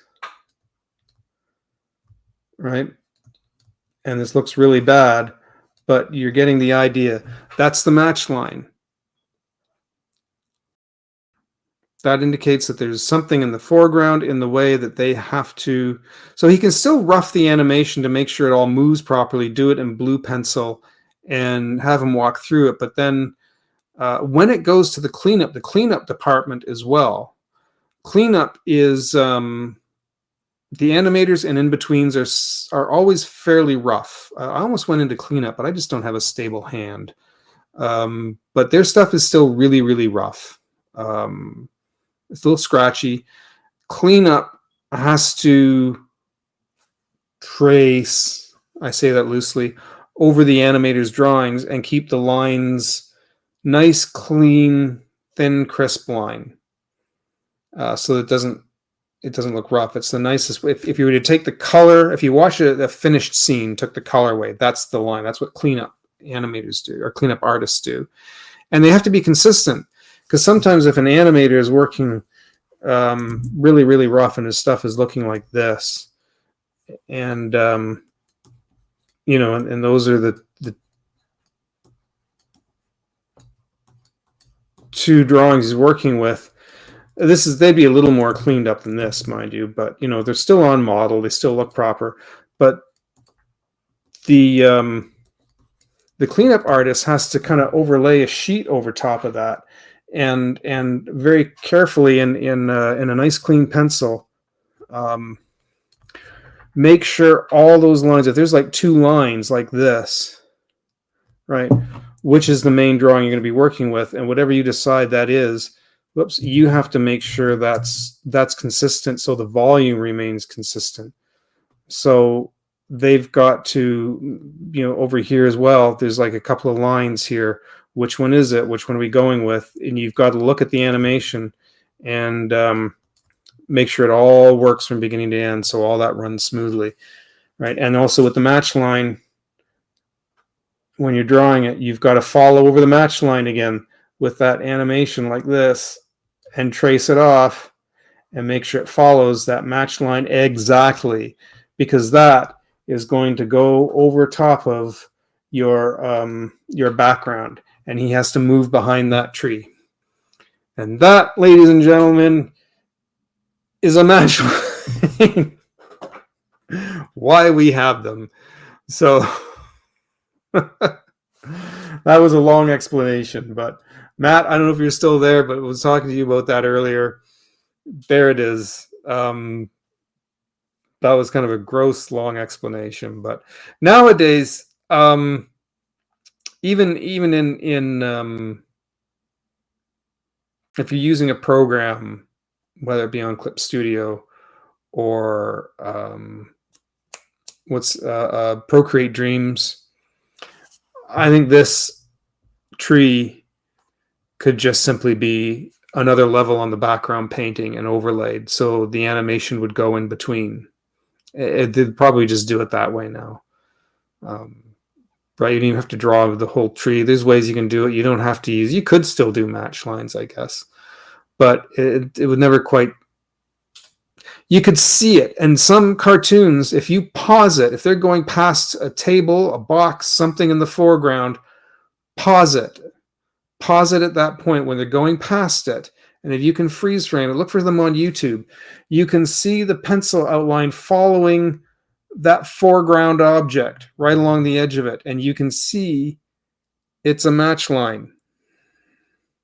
And it was done all through TV animation, all the way back to Flintstones, Rocky and Bullwinkle, all that stuff. Old Disney movies. Friggin' Pinocchio was was it the first? One of them did that, where the famous scene where there's a 3/4 down view and they're dancing in the street with the fox, and they have to go around this pole. They're all dancing around this pole, and that pole had to be match lined, and they all had to, they had to. And if you look closely, you pause it and zoom in, you will see the edge of that line right along the edge of that pole. But you're not thinking about it when you're watching. Your brain is just watching the story and not really picking up on details. And if they've done their job correctly and they've done the match line right, you'll never see it. You'll never, unless you actually, now that I've told you that, you can pause it and zoom in and see it. But if you're not thinking about it, you shouldn't know about it. But I think if you can do an overlay, it looks cleaner. I think overlays look much cleaner. And I think if you could, I always said for years, I says if I was running animation, I would have this tree, this foreground tree on a whole separate layer if I could. You want to avoid, back when they painted cells, clear acetate cells, and they would layer all that shit, right? You wanted as few as possible because it diffuses the light.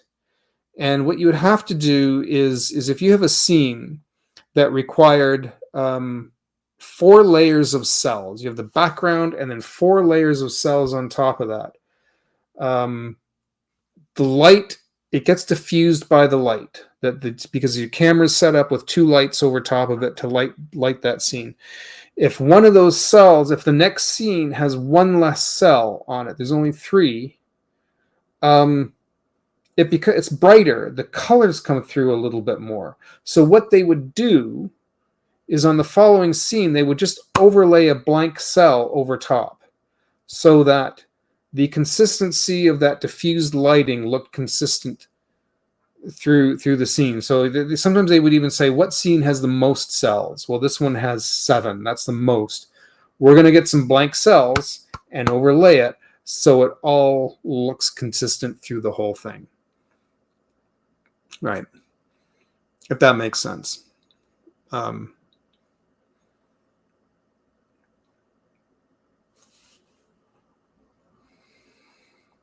Yes.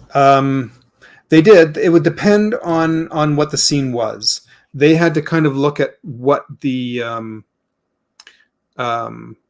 sometimes it was just easier to do a match line and let the animators and pencilers fill around it. Match lines, the one thing I always wondered in the back of my head that I was never sure of, and this is what got me. You do this match line and this animation against this, but background painters, when you're painting on, especially with watercolor, you had to staple the paper. You had to soak it.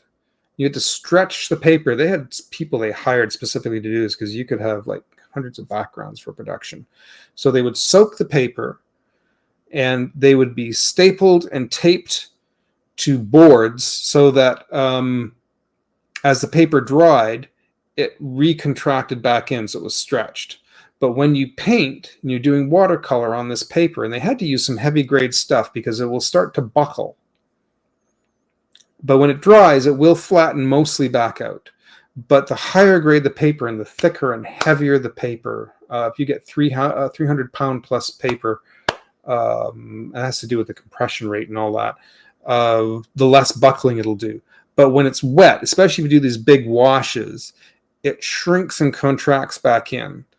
But I believe it's supposed to flatten back out, back eventually as it dries to its natural shape. But I always figured with that distortion going on, how these, if they were ever off with these match lines. I believe that's why a lot of productions also used gouache for painting, because it is a thicker paint and not as wet, and it doesn't warp the paper as much. So I believe there's that. And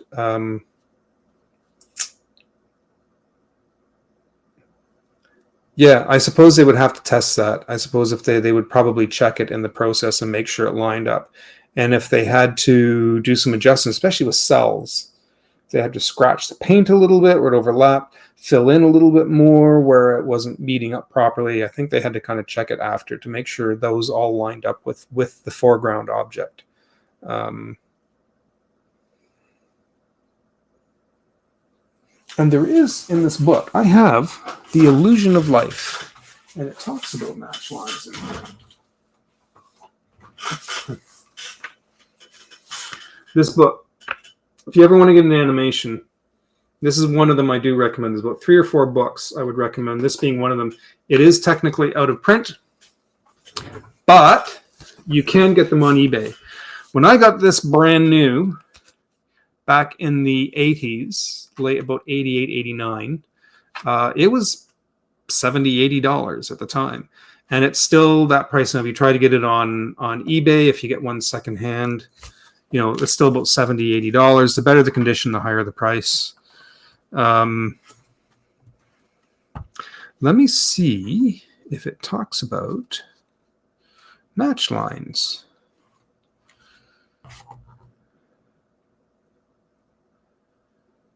Master Shot, Mary Poppins, Max. No, strangely, it does not have. Yeah, Dylan, it's even if you're just simply kind of a historian, you could read it as somebody who's just interested in animation. You can really, you can actually just read through it and just enjoy it as a book about animation. It goes into a lot of details about the process. But if you are somebody who is serious about doing animation, this is kind of also your Bible. This has a lot of really useful information about layout and their perspective and laying out shots and camera moves up and down objects to indicate movement. If you're looking up something really tall, how you had to stretch and distort an image to make the camera angle work.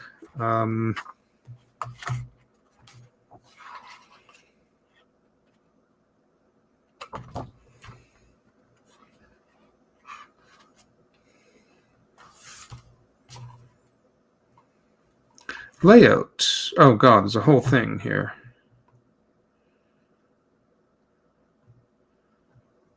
$212 layout plus layout department.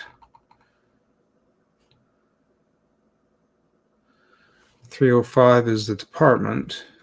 Let's check. Page 305. This has been in reprint so many times.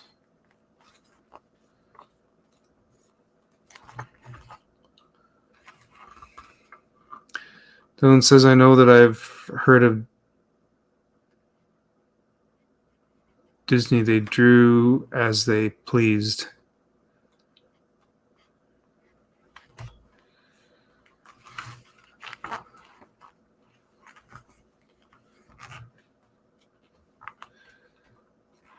I'm trying to get to 305. The missing page isn't here. There we go. We're sort of stuck together. All right.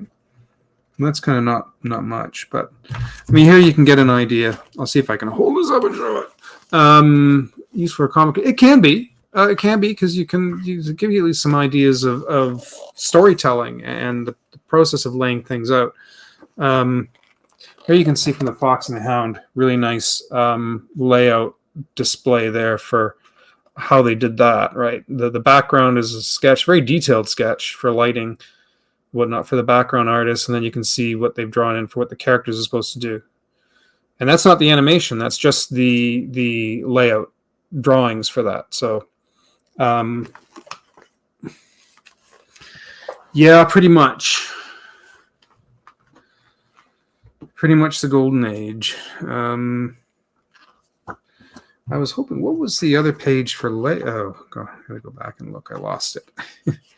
Give me a moment. Let's see if I can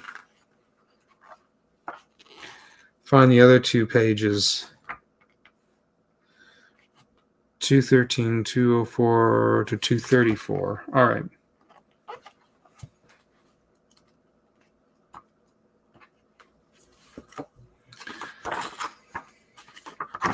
Pinocchio.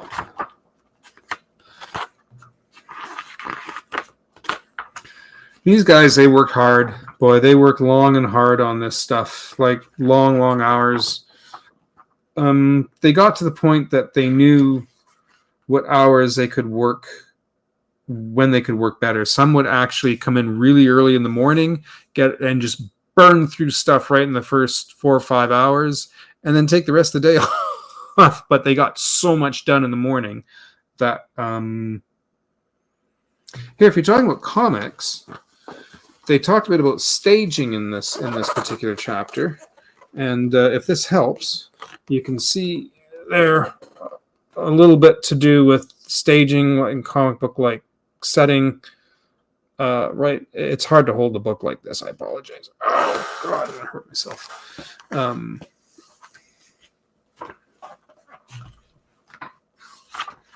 I was hoping to be something here to indicate match lines. There's one example here. I'll show you in a second. You'll be able to see it. Fox and the Hound. Here's another good example of this is where a match line would be used. That tree, that fox is behind the tree, right? That tree is all part of that background, one background. That's not an overlay. That is a background, and they've had to use a match line to draw around and paint around the branches and the bark of the tree. So that's a great example there.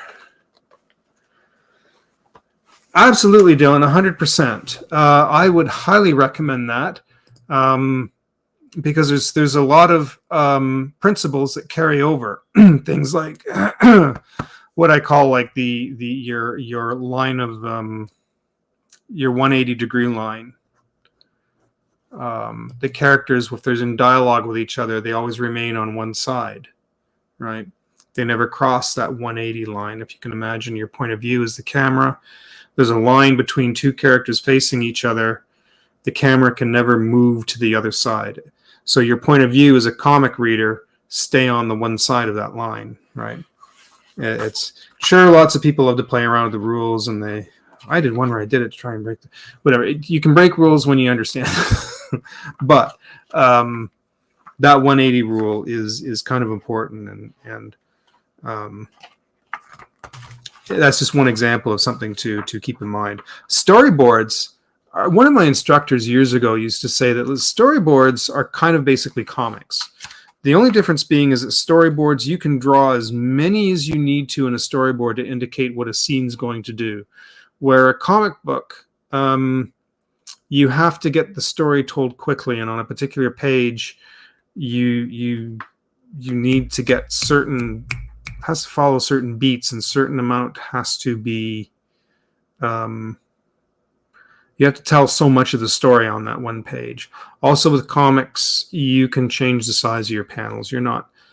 Storyboards have to stay within the confinements of your screen size, like this. So it has to be within whatever your ratio is. But comics, you can change the sizes, all that kind of thing. But it's the same idea, yeah. And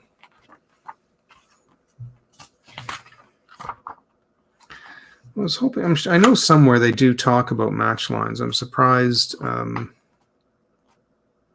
Maybe they called them something else, but I don't see an example of one here. But they did have to do them.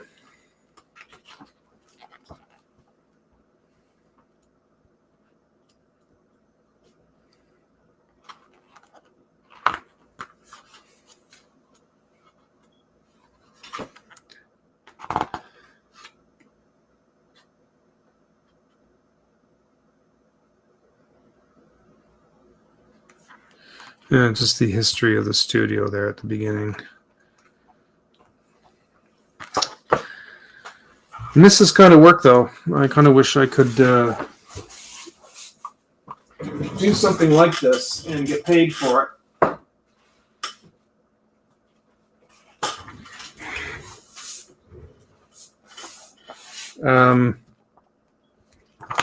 Here's another one here, the animation book. I don't know why I got this. Somebody eventually maybe sell it. I don't really need it anymore. But the animation book, that's another good one. Really, really good one. It's not very big, and it combines everything right down. A little bit more simplified, but Illusion of Life talks a lot about Disney as a studio, but this just gets right to the nitty gritty of animation. Storyboarding, right? You were talking about storyboards, being like comics, and there it is. So I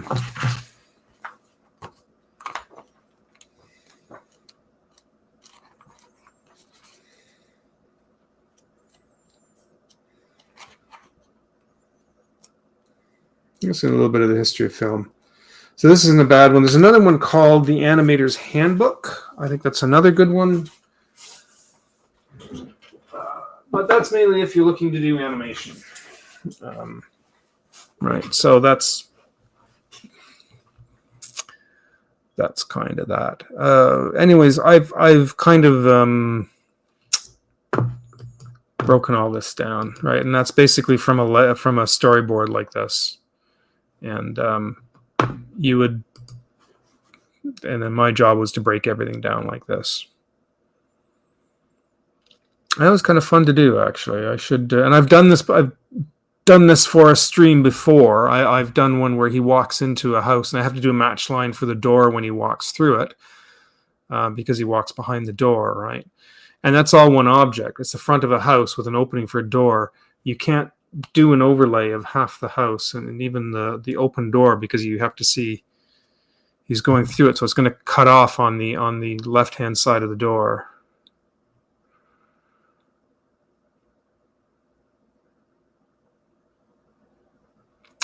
But I think that kind of covers everything I wanted to talk about here in this. And it is 12:30 now here. I'm going to be up for another couple of hours. I'm also going to work on a couple of point form scripts for a couple of videos I'm going to be working on. I'd like to get them underway. Like to get them shot. Survival kit, that's the other one I was trying to think of. I think I said handbook, and I think I meant the animator survival kit. That's another good one as well. Yeah. I would, recommend looking for that one too.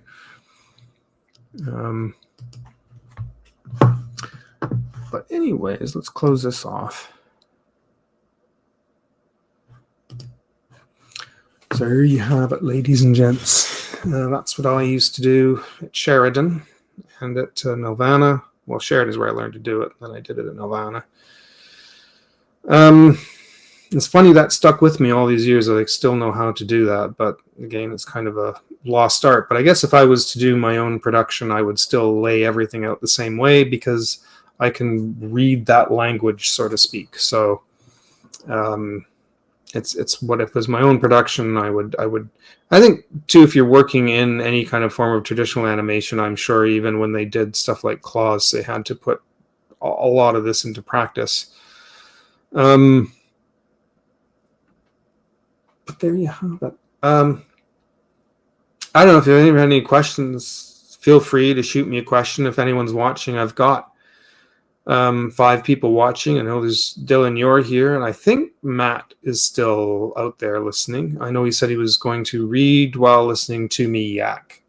And if you're there, Matt, hoping you're still getting through what you're doing. But I've got some people watching. That's great, though. I appreciate it. I can't think of anything else. Unless you have any questions, something else, if you'd like me to go over, anything else you'd like me to talk about, I can certainly do that. I'm happy to do that. But I'm planning on doing more of these lives. I've got videos. As I said earlier, I'm going to start shooting some videos for next week. I'm going to talk about tablets in one of them, something to keep an eye out for if you're planning to buy a tablet. Not only just the different kinds, but what to watch out for when you're picking a brand.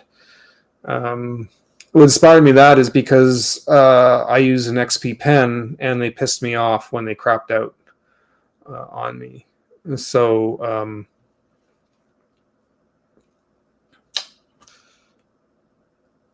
and then when I got this one that I've got now, again, it started having issues with this one. So it's like 2 of them back to back. Right after the warranty ended, like within days after the warranty ended, something went wrong. The previous one I had, it was a bit smaller than this one, just completely blocked out. Just went, something off the motherboard went bloop, never came back on. It was out. And this one just, it kind of goes... Clip Studio, it seems to be stopped, but Clip Studio is giving it problems, and every once in a while the screen would go black. I don't know what happened, but I kind of blew inside the thing and and cleaned it out and got the dust out. And I think now it seems to be okay. But I don't know. Maybe. I don't know if that's the issue or not. But right now, touch wood, it's not doing anything. But do I remember how many episodes I did? I think, see, I did scenes. And sometimes I would lose track of what episodes, if it was on the same episode or a different one. My name is only appears in 3 episodes, but I think I did more than that. I think I worked on a lot more than 3 episodes. Because I know I came on towards the end of the season, and then we were starting to run late. We were way behind. I want to say probably, because it would be sporadic, the ones that I did. I want to say maybe 8 or 9 episodes. What season? I don't remember which season it was, though. 1 second. Babar, I don't know. I did in-betweening for it, and I don't remember too much about it. I was just doing some of the in-betweening. Again, it was towards... I want to say it was towards the end of the series, but...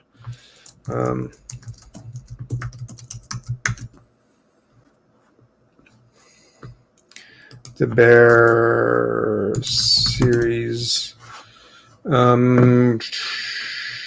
me just have a quick look here, because I was... So it only went 4. I thought it went more than that. For some reason, I thought it went 6. Let's see, Ventures. That's not the Nelvana one.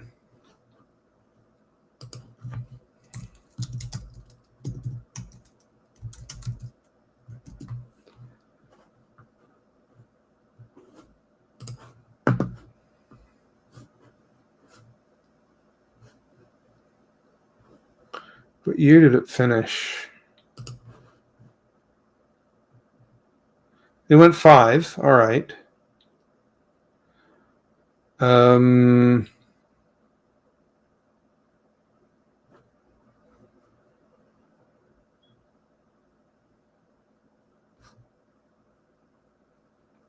God, it doesn't say the years on here. Isn't that silly?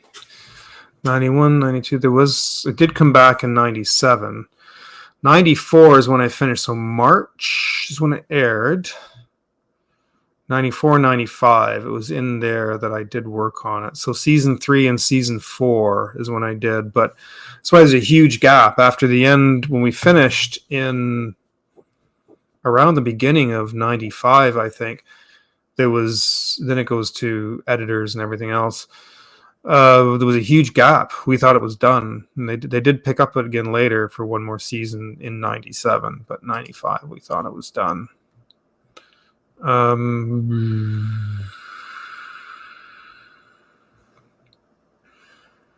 think the Mystery Isle was one of them.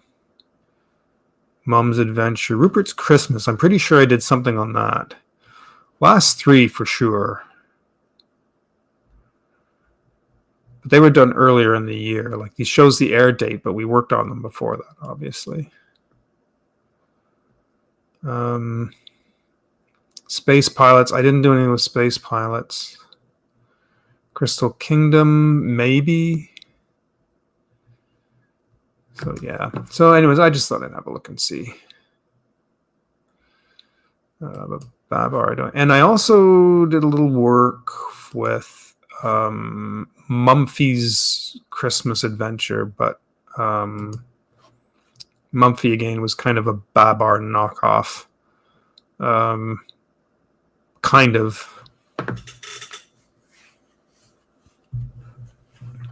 But I did sort of post-production promo cells for that. It actually wasn't anything used in the show itself, I don't think. During the production, I was an assistant, so I helped just pass things from department to department.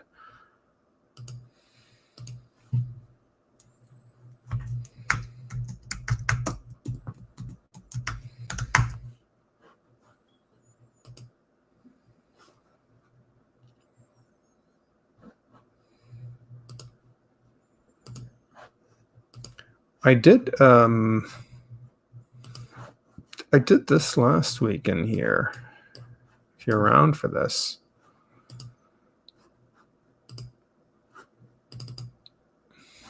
Let me see if it'll come up.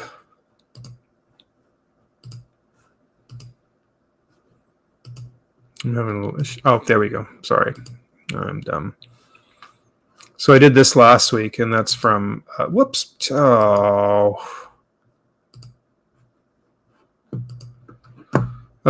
boy, I think it's time I'm done. I'm gonna get a snack and lie down for a bit and do some writing for my videos next week. Doing one on the tablets, another one on I want to do on artists, some artists that I really like in art history, like Van Gogh, that kind of thing that I really appreciate. So I'm going to do a video on that. Another one on some famous people who did art we don't think about. Yeah, so I want to get some regular videos going, and that will be something. But there's one I did for that is Bob from Bob and Margaret, and I kind of did that just for fun because I really wished I could have worked on that show. So I did a drawing. I'm going to do a layout for a particular scene.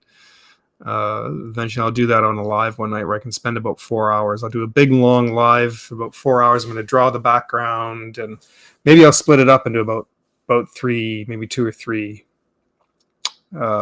live sessions, but I think that'll be fun. I'm going to get a good feel for drawing these characters. So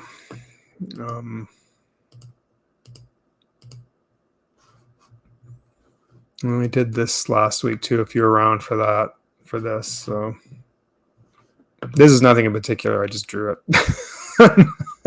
Looks like he should be from something, but I had fun doing this guy.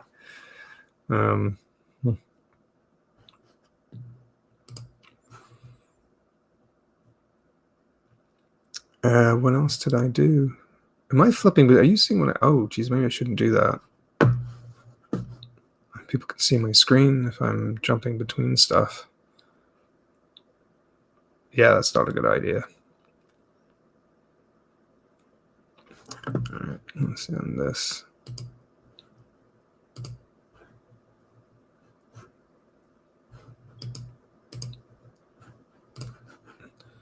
Oh, everything's freezing up. Oh, there we go. Oh, I thought everything was kind of freezing up for a moment. All right. I guess that's about it for tonight. I've got a few people watching. I've got 6 people watching. It's kind of always nice to keep chatting because it gets my watch time in. But I can't really think of anything else to cover tonight, and I do need to do some writing for those videos, so I will work on that. I got to get used to looking straight into the camera when I'm talking to people. But I keep looking off because my screen's here. The other monitor, my drawing monitor's here. I have my phone open down here so I can see everybody's dialogue, because on Talk Studio it comes up late. When you type something in, I might not see it for over 30 seconds to a minute, even after you send it. I might not see it, but at least if I have the chat open on the phone, if I have YouTube open on the phone and have the chat, I can see it right away when it comes up. So I always keep that. So I've got all this stuff here, and I'm not looking right in here when I'm talking. I got to get used to doing that. So... but I think I'm going to call it there for the night, everyone. Thank you, though, for sitting in. I appreciate it a lot. And I am going to try and do another one tomorrow night. Not sure what I'm going to do, but I'm going to try and do a live. I'm going to try and record a video tomorrow afternoon. Maybe. We'll see. And as long as I'm not dragged into work, because that'll happen. I should be on here. If I do, then you'll probably see me on here like 2 a.m. But yeah, if not, hopefully then you'll see me on at a normal time. Thanks, Dylan. You too. You have a good night. To everybody else, good night. Matt, if you're listening, feel free to give me a shout if you want to. I'll be around. I'm going to get a snack and another cup of tea. And with that, we'll call it a night. And yeah, me too, Dylan. You have a good night. We'll see you all in the future.